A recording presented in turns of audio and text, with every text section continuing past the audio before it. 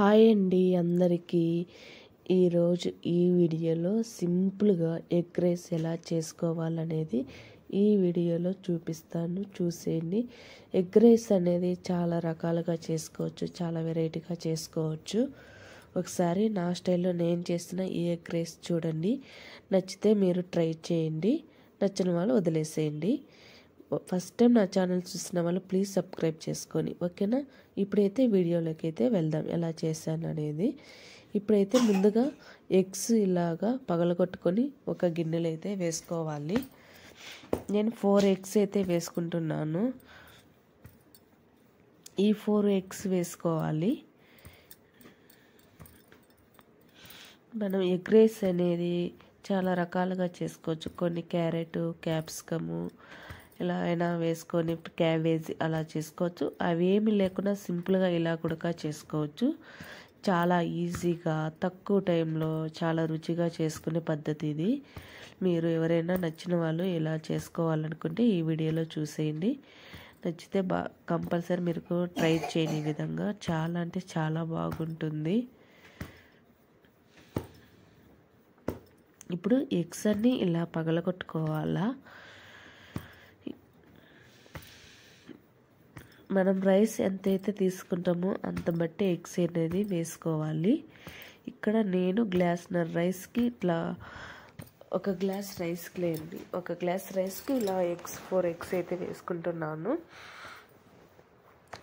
ఇక్కడ ఒక మిరియాల పొడి ఒక 1/2 స్పూన్ అయితే చాలు. మరి ఎక్కువ 2 స్పూన్లు, 1 స్పూన్ లేకుండా ఒక 1/2 స్పూన్ చాలు. అలాగే కొద్దిగా సాల్ట్ వేసుకొని బాగా ఇప్పుడు కలుపుకోవాలి. మిక్స్ చేసి మిరియాల పొడి ఇదంతా బాగా కలుపుకోవాలి.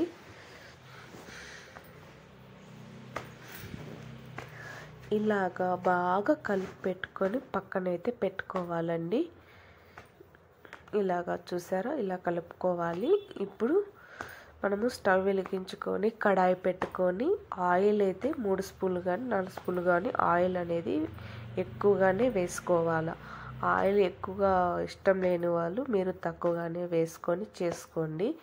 కొంచెం వీటికి ఆయిల్ ఎక్కువ వేసుకొని ఈ ఆయిల్ అనేది కొంచెం బాగా వేడెక్కిన తర్వాత ఎగ్ అనేది ఇలాగా వేసుకోవాలి.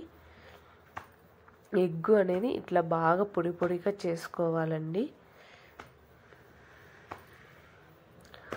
ఫ్లేమ్ని కాస్త హై ఫ్లేమ్లోనే పెట్టుకొని ఇవి కాస్త వేయించుకోవాలి. ఎగ్ అనేది బాగా పొడి పొడిగా చేసుకోవాలి.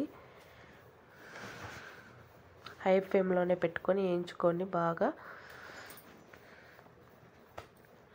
పొడి పొడిగా చేసుకోవాలా ఎగ్ అనేది.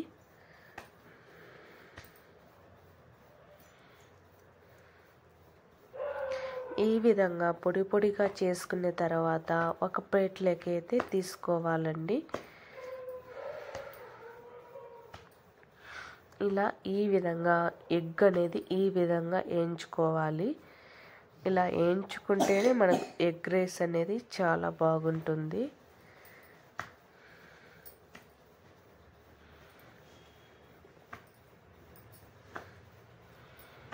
చూసారా, ఈ విధంగా వేయించుకొని ఒక పక్కన ప్లేట్లో అయితే పెట్టుకోవాలి. ఇలాగా ఇప్పుడు అదే కడాయిలో ఆయిల్ ఒక 3 స్పూన్లు ఆయిల్ అయితే వేసుకోవాలి. ఆయిల్ అనేది కొంచెం బాగా వేడెక్కాలి. వేడెక్కిన తర్వాత ఆనియన్, ఒక మీడియం సైజు ఆనియన్ పొడుగ్గా కట్ చేసుకొని వేసుకోవాలి. పచ్చిమిర్చి ఒక 3 కానీ 4 కానీ పొడుగ్గా కట్ చేసుకొని వేసుకోవాలి. కొంచెం కరివేపాకు వేసుకోవాలి. ఆనియన్స్ అనేది కాస్త బాగా వేగనివ్వాలండి. ఆనియన్స్ ఈ విధంగా వేగిన తర్వాత అల్లం పేస్ట్ అయితే 1 స్పూన్ వేసుకోవాలి. ఈ అల్లం పేస్ట్ అనేది కొంచెం పచ్చి వాసన పోయిందాకా కాస్త వేగనివ్వాలి. అల్లం పేస్ట్ ఆ విధంగా వేగిన తర్వాతనే మనం టమోటా వేసుకోవాలి. తర్వాత అల్లం పేస్ట్ అనేది కొంచెం పచ్చి వాసన పోయిందాకా వేగనివ్వాలి. అప్పుడే మనకు ఎగ్ రైస్ అనేది చాలా రుచిగా ఉంటుంది. ఇప్పుడు ఈ అల్లం పేస్ట్ అనేది కొంచెం పచ్చి వాసన పోయిందాకా ఇప్పుడు ఇందులో మనము చిన్న టమోటా అయితే వేసుకోవాలి. చిన్న టమోటా ఇలాగా సన్నగా కట్ చేసుకొని వేసుకోవాలి. ఈ టమోటా కూడా కాస్త మెత్తగా ఉడకనివ్వాలి. ఈ టమోటా ఈ విధంగా మెత్తగా ఉడకనివ్వాలండి. టమోటా చూసారా ఈ విధంగా మెత్తగా ఉడికింది.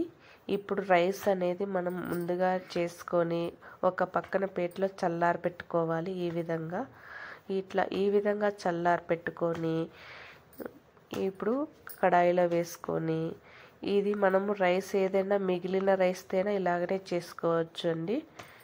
మనము నైట్ వేసుకునే అన్నము మార్నింగ్ మిగిలి ఉంటుంది కదా, అప్పుడు చల్లగా తినలేం కదా, ఇలా చేసుకోవచ్చు. ఎగ్ రైస్ సింపుల్గా ఈజీగా ఉంటుంది.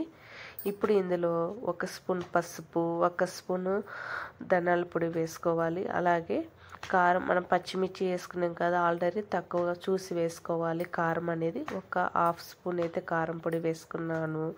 1 స్పూన్ జీలకర్ర పొడి, 1 స్పూన్ గరం మసాలా వేసుకొని ఇప్పుడు వేయించి పెట్టుకున్న ఎగ్ ఇవి వేసుకొని బాగా మిక్స్ చేసి కలుపుకోవాలి.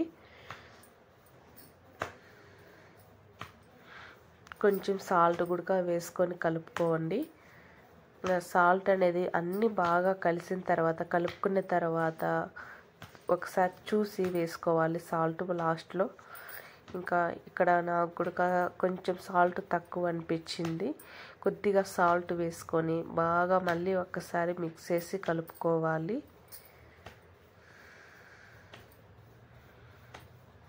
ఈ విధంగా ఫ్లేమ్ని కాస్త హై ఫ్లేమ్లోనే పెట్టుకొని రైస్ అనేది బాగా కలుపుతూ ఉండాలి. అప్పుడే రైస్ అనేది కొంచెం వేడవుతుంది. బాగా హై ఫ్లేమ్లోనే పెట్టుకొని ఇలాగా కలుపుతూ ఉండాలి. ఇప్పుడు మనకు అన్నీ బాగా సరిపోయినట్టుంటే కారము, ఉప్పు, లాస్ట్లో సన్నగా కట్ చేసిన కొత్తిమీర వేసుకొని మళ్ళీ ఒకసారి బాగా కలుపుకోవాలి. ఫైనల్గా అయితే ఇలా ఉంటుంది సింపుల్గా ఎగ్ రైస్. నచ్చితే మీరు ట్రై చేయని ఈ విధంగా చాలా అంటే చాలా బాగుంటుంది. ఒక కొత్తిమీర వేసుకొని జస్ట్ ఒక 2 నిమిషాలు అలాగా కలిపేసుకోండి. మనకు ఇట్లా మిగిలిపోయిన అన్నంతో అయినా ఇలా చేసుకోవచ్చు. పిల్లలకి మార్నింగ్ ఈజీగా లంచ్ బాక్స్కైనా ఇలా చేసుకోవచ్చు. ఇట్లా వేడివేడిగా ఈ ఎగ్ రైస్ని ఒక ప్లేట్లో పెట్టుకొని తింటే సూపర్గా ఉంటుంది. చాలా ఈజీగా ఉంటుందండి, సింపుల్గా ఉంటుంది. ఈ విధంగా చేసుకుంటే మీరు నచ్చితే ట్రై చేయండి. అలాగే వీడియో నచ్చితే ప్లీజ్ సబ్స్క్రైబ్.